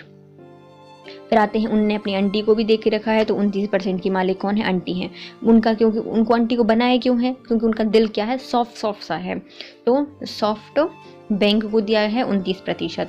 फिर शेफ मतलब उनके पास सेफ भी रहेंगे, उनके जो हिस्सेदारी है वो कैसी रहेगी? उनके पास सेफ रहेगी, तो सेफ पार्टनर के पास है 18%। फिर आते हैं अब आंटी है तो बाबा भी होंगे, तो अली बाबा भी हैं, तो 7.18% इनकी हिस्सेदारी है। क्या क्या काम करती है? ये पेमेंट करती है, सिंपल सी बात है। और गेम पिंड इसका है, मतलब जब भी गेम के हार जाते हैं तो गेम में जो बैठे होते हैं अपन खेल रहे होते हैं गेम, तो अपन कैसे पेमेंट करेंगे? तो गेम पिंड में अपन हमेशा पेटीएम का यूज़ करेंगे। गेम पिंड में पेटीएम का यूज़ करते हैं। डिजिटल बैंकिंग और इसके देखो जितने भी इसके उत्पाद हैं वो सब पेटीएम लगा हुआ है, लेकिन गेम पिंड में नहीं लगा। तो उसकी ट्रिक बन गई कैसे? जब गेम खेलेंगे या गेम में पैसे देने पड़ेंगे तो अपन क्या करेंगे? पेटीएम करेंगे। श्री का काम कराएंगे तब भी पेमेंट करेंगे, तो क्योंकि वरुण श्री इसके सीईओ हैं और संस्थापक कौन है? विजय शेखर शर्मा। नोएडा में इसका मुख्यालय है, 2010 में इसकी स्थापना हुई थी। अब आते हैं कौन? योयो रूम। यो रूम क्या है? 2013 में बना था। कब है यो रूम? तुम्हारा रूम है तेरा रूम, तो 2013 में। रितेश अग्रवाल इसके संस्थापक हैं। गुड़गांव में इसका मुख्यालय है। प्रकार कैसा है? प्राइवेट प्रकार है। सीईओ कौन है इसके? रितेश अग्रवाल, मतलब जिसने बनाई है वो ही है इसकी। उत्पाद या सेवाएं क्या क्या हैं? तो ऑनलाइन माध्यम से होटल बुकिंग करती है, यो टाउन हाउस, यो हाउस, यो वेकेशन होम्स देती है, मतलब यो होम्स देती है। सिल्वर की, कैपिटल जीरो इसकी प्रमुख उत्पाद हैं।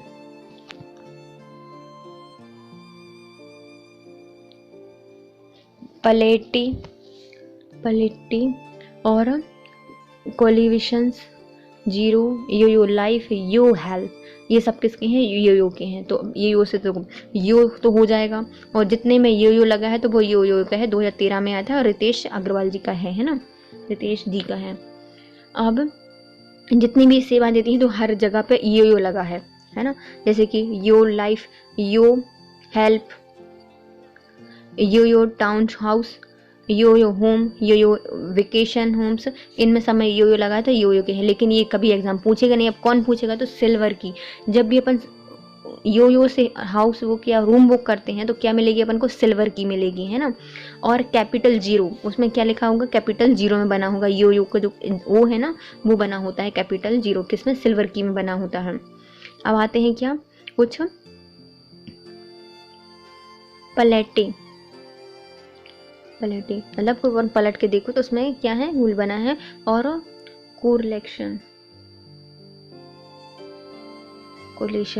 कोलेशन जीरो भी इसमें बना होता है। कोलेशन जीरो, इसमें जीरो लगा है, मतलब दोनों में ओयो लगा है।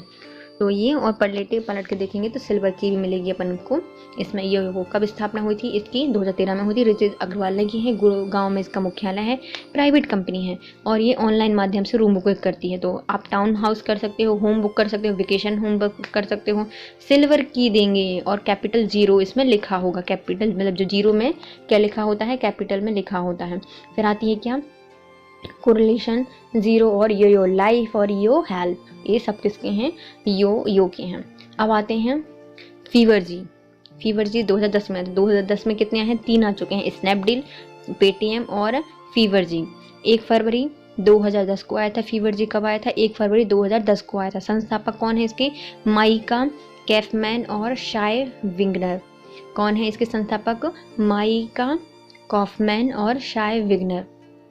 अब इसका मुख्यालय कहाँ पे है? तेल अबीब यूफा, इजराइल में इसका बनाया गया है। तो इसका मुख्यालय इतनी दूर बनाया है, कहाँ पे है? तेल अबीब यूफो, इजराइल में है। इसकी प्राइवेट प्रकार है। सीईओ कौन है? माइका कैफमैन है।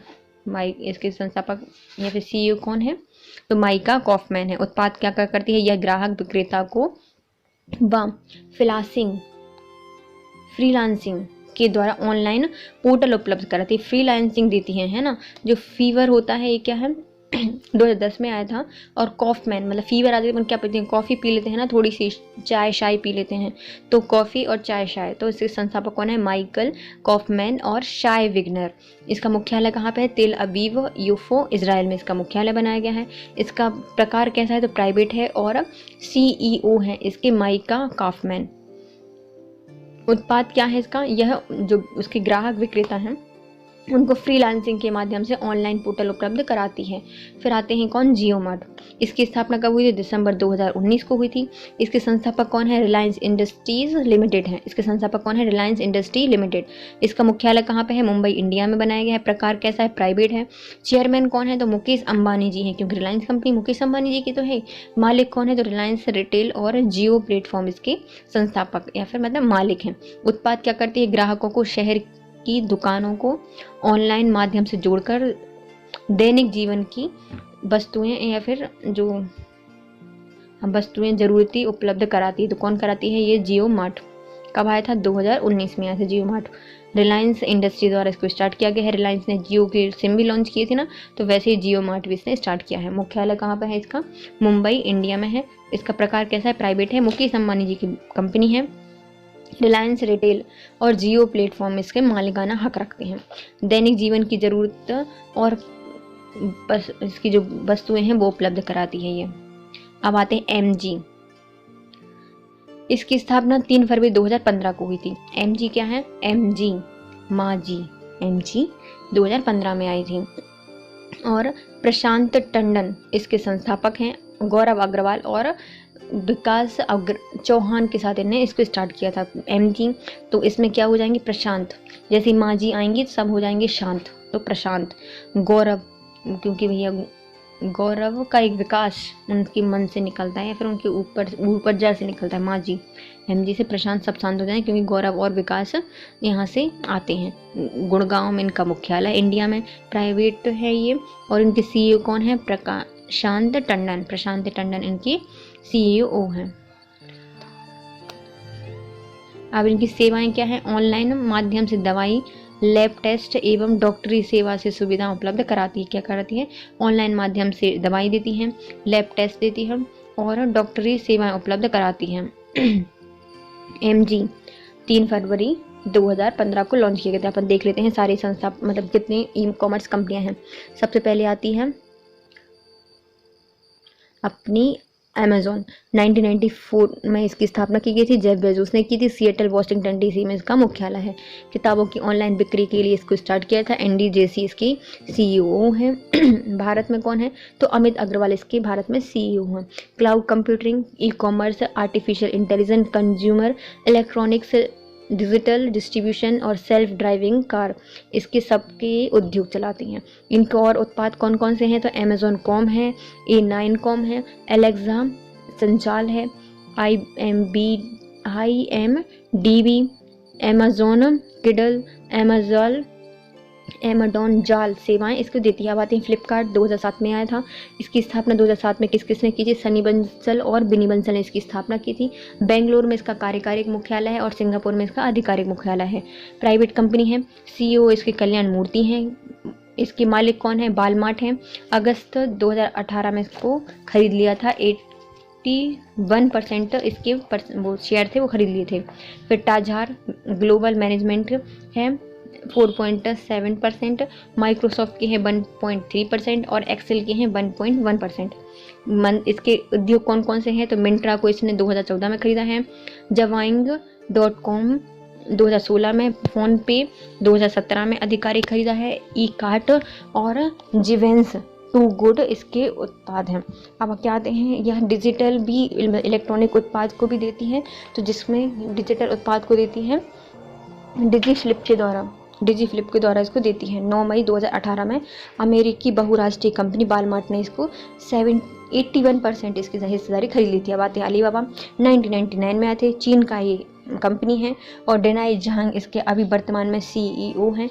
यह e commerce, cloud computing, mobile commerce, retail का काम करती हैं। सिवाय में alibaba.com, मतलब ये जितने भी अलीबाबा के हैं तो वो अलीबाबा सब में हैं, लेकिन कुछ अलग से हैं। जैसे कि बाबा क्या खाते हैं, टबैको खाते हैं, सबको माल लेके जाते हैं तो टी माल, और सबको लाड़ करते हैं तो लजाडा और 1688 की हैं वो, और सब डरते हैं तो डराज, ये सब किसके हैं, अलीबाबा के हैं। अब आते हैं स्नैपडील, 2010 में आई थी, कुणाल बहल और रोहित बहल इसके संस्थापक हैं, मुख्यालय दिल्ली में बनाया गया, प्राइवेट है, कुणाल बहल के CEO हैं और दैनिक वस्तुएं खरीदती हैं। रहती है मिंत्रा 2007 में आई थी, मुकेश बंसल, विनीत सक्सेना, आशुतोष लवानिया इसके संस्थापक हैं, मुख्यालय इसका बेंगलुरु में है, प्राइवेट है, और अभी वर्तमान में CEO कौन है, अमर नागराम है, और मतलब थे ये नागराम, आप कौन है, नंदिता सिन्हा है 2022 में। और फ्लिपकार्ट 2014 में इसने खरीद लिया था, 2000 करोड़ में खरीदा था फ्लिपकार्ट में ने इसको खरीद लिया है, किसने को, मिंत्रा को खरीद लिया है, और फैशनेबल कपड़े देती है ये। और इस अब आते हैं ई मार्ट, 1996 में आया था, ब्रजेश अग्रवाल, नोएडा उत्तर प्रदेश में, प्रकार सार्वजनिक है, CEO दिनेश अग्रवाल, और इसके वेब पोर्टल के माध्यम से B2B, B2C, C2C sale service प्रदान करती है। अब आते हैं बुक माई शो, 1999 में बनाया था, हेमराजनी इसके संस्थापक में कौन कौन से हैं, आशीष हेमराजनी जी, राकेश बाल पांडे परीक्षाधार। हमारे पास यदि बुक होंगी तो हम सब कुछ क्या करेंगे, बाल झड़ जाएंगे, राज करेंगे सब पे परीक्षा पास करके। फिर इसका मुख्यालय मुंबई इंडिया में है, प्राइवेट कंपनी है, आशीष हेमराजनी इसके CEO है, मालकिन हक के पास है, विक्ट्री इंटरटेनमेंट के पास है, और मूवी बुकिंग करती है। नायरा का क्या है, 2012 में आई थी, फाल्गुनी नायक ने इसकी स्थापना की थी, मुंबई में इसका हेडक्वार्टर है, ऑनलाइन जो प्रोडक्ट है, फैशन प्रोडक्ट उनको लॉन्च करती हैं। पेटीएम 2010 में आया था, विजय शेखर शर्मा इसके संस्थापक हैं और CEO भी हैं, नोएडा इसमें इसका मुख्यालय है, और इसके CEO कौन है, वरुण श्रीधर है। मालिकाना हक बहुत सारे लोगों के पास है, तो अभी वर्तमान मालिकाना हक किन के पास है, तो 197 कम्युनिकेशन लिमिटेड के पास। लेकिन उत्पाद कौन कौन से देती हैं, तो सभी में पेटीएम लगा है, लेकिन सिर्फ कौन है, गेम पिंड, तो ये भी पेटीएम के द्वारा दिया जाता है। Paytm system, digital wallet, mobile payment, banking, online shopping वगैरह देती है। इसकी हिस्सेदारी किसके पास है, तो विजय शेखर शर्मा के पास 14% है, आंटी के पास 29% है, सॉफ्ट बैंक के पास 19% है, सैफ पाटना के पास 18%, अलीबाबा के पास 8% है। यो इसको 2013 में रितेश अग्रवाल द्वारा इसकी स्थापना की गई थी, गुड़गांव में इसका मुख्यालय है, प्राइवेट है, रितेश अग्रवाल इसके CEO हैं। क्या है, जब अपन यो बुक करते हैं तो हमें क्या मिलती है, सिल्वर की मिलती है, कैपिटल 0 लिखा होता है इसमें, और पलेटी कलेक्शन 0, यो लाइफ और यो हेल्प इसके हैं। अब आता है फीवर जी, इसकी स्थापना कब हुई थी, 2010 में हुई थी, तो उसके कॉफमैन और शायर विगे ने इसकी स्थापना की थी। ये इजराइल की कंपनी है, तो इसका मुख्यालय भी कहाँ पे है, तेल अवीव योफो इजराइल में है, प्राइवेट कंपनी है। ग्राहक विक्रेताओं को और फ्रीलांसिंग के माध्यम से ऑनलाइन पोर्टल उपलब्ध कराती है। जियो मार्ट मध्य प्रदेश मतलब भारत की है, 2019 से बनी थी। रिलायंस इंडस्ट्री द्वारा इसको स्टार्ट किया गया था, मुंबई में इसका हेडक्वार्टर है, प्राइवेट कंपनी है, मुकेश अंबानी जी द्वारा इसके चेयरमैन है, इन्हीं ने स्टार्ट की थी। इसके चेयरमैन कौन है, मुकेश अंबानी जी हैं। इसके मालिकाना हक इनके पास है, रिलायंस रिटेल और जियो प्लेटफॉर्म के पास है। इसके उत्पाद कौन कौन से हैं, ग्राहकों को शहरों की दुकानों को ऑनलाइन माध्यम से जोड़ना, दैनिक जीवन की जानकारी, सुविधाएं या फिर वस्तुएं उपलब्ध कराता है ये। MG 2015 में इसके संस्थापक कौन है, प्रशांत टंडन, गौरव अग्रवाल और विकास चौहान इसके संस्थापक है। कौन है इसके, प्रशांत टंडन, गौरव अग्रवाल, विकास चौहान इसके संस्थापक है। मुख्यालय कहाँ पे, गुड़गांव इंडिया में है, प्राइवेट कंपनी है, प्रशांत टंडन इसके CEO हैं और ऑनलाइन माध्यम से दवाई उपलब्ध कराती है। और जो सरकारी जो डॉक्टरी सुविधाएं होती हैं वो उपलब्ध कराती है। अब आती हैं ई कॉमर्स से संबंधित कुछ प्रावधान क्या क्या किए गए हैं। तो सूचना प्रौद्योगिकी अधिनियम 2000 के द्वारा भारत में ई कॉमर्स के लिए कानून ढांचा प्रदान किया गया था। अक्टूबर 2009 में इसे संशोधित किया गया। यह ऑनलाइन फंड से सुरक्षा, मतलब जो ऑनलाइन फ्रॉड होते हैं उससे सुरक्षा प्रदान करता है। तो इसके लिए कौन सा अधिनियम लागू किया गया था? सूचना प्रौद्योगिकी अधिनियम 2000 को लॉन्च किया गया था। इसमें अक्टूबर 2009 में इसे संशोधित भी किया गया था। अब आते हैं उपभोक्ता संरक्षण अधिनियम 2019। उपभोक्ता संरक्षण अधिनियम 2019, मतलब अब जियो भी कब आई है? 2019 में आई है। अब वो ठग ना ले या फिर कोई और ना ठग ले, क्योंकि जियो से बहुत से लोग क्या हो गए हैं, ऑनलाइन शॉपिंग करने लगे हैं। तो अब इसमें ज़्यादा फ्रॉड ना हो, तो इसके लिए क्या स्टार्ट किया गया है? ऑनलाइन मतलब उपभोक्ता संरक्षण अधिनियम 2019 उपभोक्ता संरक्षण के लिए किया गया है। उपभोक्ता संरक्षण अधिनियम 1986 में 20 जुलाई 2020 को संशोधन किया गया है। कब किया गया है संशोधन? 2020 में किया गया है। और अधिनियम कौन सा है? तो उपभोक्ता संरक्षण अधिनियम 1987। इसमें उपभोक्ता संरक्षण अधिनियम 2019 को लागू किया गया, जिसमें केंद्र उपभोक्ता प्राधिकरण का प्रावधान है। इसमें त्रिस्तरीय उपभोक्ता विवाद निवारण आयोग के गठन का प्रावधान है, जो राष्ट्रीय स्तर, राज्य स्तर और जिला स्तर पर कार्य करता है। तो ये क्या है? त्रिस्तरीय उपभोक्ता विवाद निवारण आयोग है। उपभोक्ता विवाद निवारण आयोग है जो कि उपभोक्ताओं के विवाद को निवारण करता है। यह राष्ट्रीय स्तर पर होते हैं, राज्य स्तर पर होती हैं और जिला स्तर पर होती है। इसके प्रावधान क्या क्या हैं? ई कॉमर्स कंपनियों को अपने प्लेटफॉर्म पर रिफंड, इंटरचेंज, वारंटी एवं गारंटी, शिप मैनेज्ड और उत्पादों की उत्पत्ति, मतलब जो उत्पत्ति का विवरण देती हैं और उनकी कीमत और एक्सपायरी तिथि की सूचना भी अनिवार्य कराती है। तो क्या करती है? जैसे प्लेटफॉर्म होते हैं, जितने भी ऑनलाइन शॉपिंग होते हैं, इसमें रिफंड देना जरूरी होता है, इंटरचेंज, गारंटी, वारंटी, शिपमेंट देना पड़ता है, और जितने भी उत्पाद की विवरण की जो जानकारी होती है, एक्सपायरी डेट, कीमत, तिथि वगैरह इसमें देना पड़ता है। अब आते ई कॉमर्स प्लेटफॉर्म को 48 घंटे के भीतर उपभोक्ता की शिकायत प्राप्ति को स्वीकार करना होता है। मतलब जैसे कोई शिकायत की तो कितने घंटे? 48 घंटे में उसको स्वीकार करना होगा। उसे शिकायत प्राप्त तिथि से 1 महीने के अंदर उसका निवारण होना चाहिए। अभी हमने कोई शिकायत की तो 1 महीने के अंदर उनको निवारण करना चाहिए। इसमें इलेक्ट्रॉनिक रूप से भी शिकायत दर्ज की जा सकती है। यदि हमने दर्ज किया, जैसे कि मोबाइल वगैरह से भी, इलेक्ट्रॉनिक माध्यम से भी इसको हम शिकायत दर्ज करा सकते हैं। इसमें केंद्र उपभोक्ता संरक्षण परिषद, इसमें केंद्र उपभोक्ता संरक्षण परिषद CCPC के गठन का प्रावधान किया गया है। उपभोक्ता संरक्षण ई कॉमर्स नियम 2020 में क्या क्या किए हैं? ये तो अभी कौन से चल रहे थे? 1986 वाले, लेकिन अब इसमें क्या हो सकते हैं? 2020 में क्या प्रावधान किए गए हैं? नियम क्या क्या जोड़े गए हैं? उपभोक्ता संरक्षण अधिनियम के तहत 23 जुलाई 2020 में प्रभावी हुआ है। कब हुआ है? 23 जुलाई 2020 से ये प्रभावी हुआ है। उपभोक्ता संरक्षण ई कॉमर्स नियम 2020। यह नियम इलेक्ट्रॉनिक्स नेटवर्क पर होने वाली सभी प्रकार के वाणिज्य लेन देन को नियंत्रित करता है।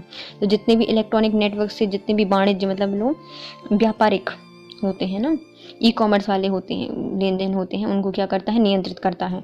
यह मार्केटों में और भंडार आधारित दोनों प्रकार के ई कॉमर्स बिजनेस मॉडल को मान्यता देता है। मतलब जो नॉर्मल मार्केट है वो भंडार रहित वाले हैं, भंडार पर आधारित है, मतलब थोक रिटेलर, और एक रिटेलर होते हैं और एक थोक विक्रेता होते हैं, उन पर ई कॉमर्स बिजनेस मॉडल को मान्यता देता है। इनके नियम के उल्लंघन पर उपभोक्ता संरक्षण अधिनियम 2019 के तहत दंडात्मक कार्रवाई की जाती है। यदि इसका उल्लंघन करता है कोई, तो उसके ऊपर उपभोक्ता संरक्षण अधिनियम 2019 के तहत दंडात्मक कार्यवाही की जाती है। Business to business e commerce model में 100% FDI की परमिशन DIPP के द्वारा दी जाती है। इसमें क्या होता है?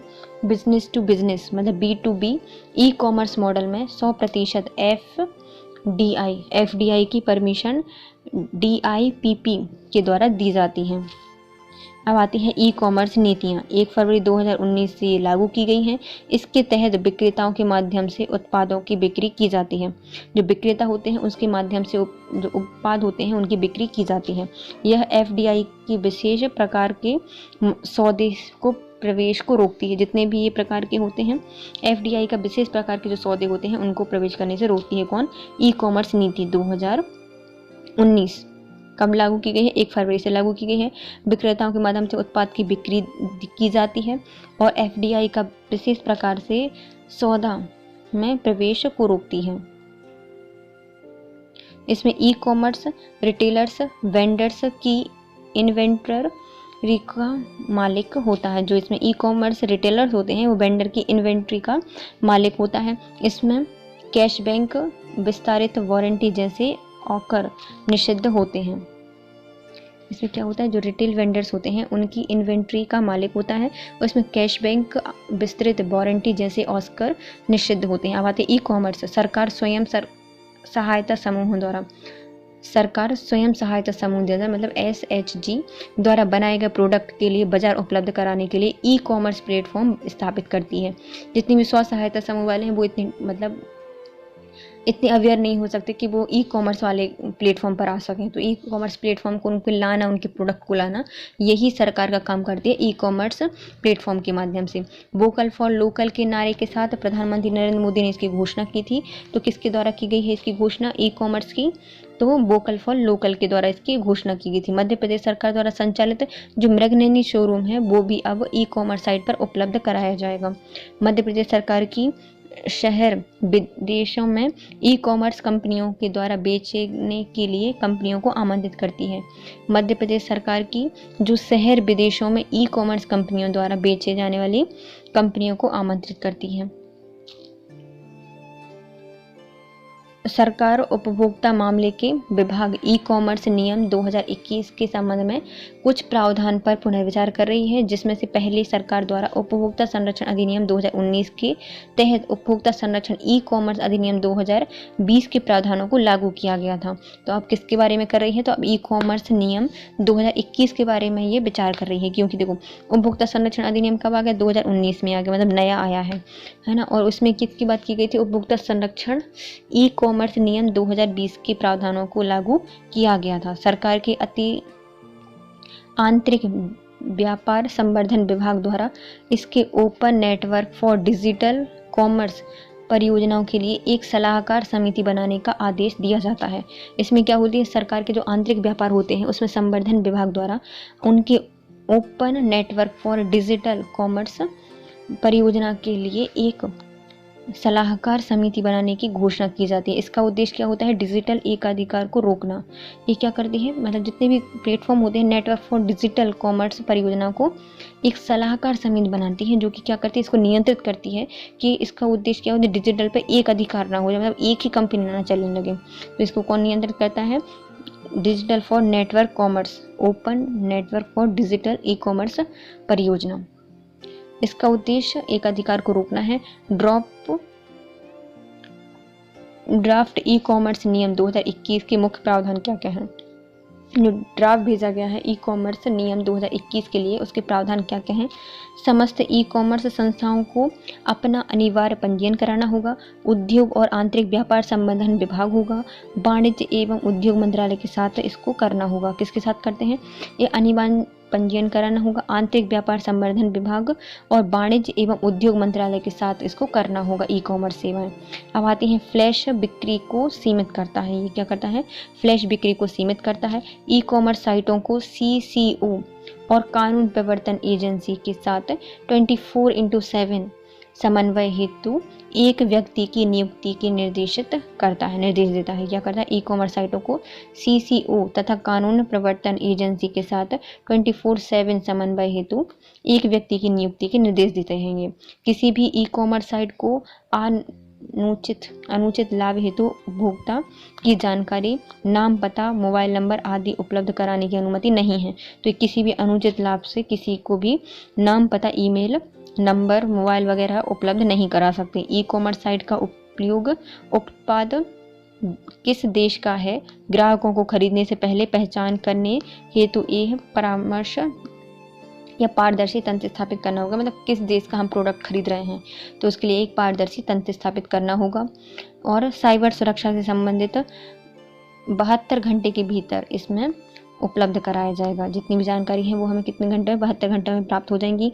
पारदर्शी होगी कि किस कंपनी का खरीद रहे हो, किसी का मोबाइल नंबर, पता, नाम किसी के साथ भी शेयर नहीं किया जाएगा। 5/7 समन्वय हेतु एक व्यक्ति की नियुक्ति की जाएगी। CCO और कानून प्रवर्तन एजेंसियों के साथ होगा ये, है ना। फ्लैश बिक्री को सीमित किया जाएगा और इसके संबंधन विभाग वाणिज्य एवं उद्योग मंत्रालय के साथ यह पंजीयन कराएगा। ये होंगे ड्राफ्ट ई कॉमर्स नियम 2021 के नियम।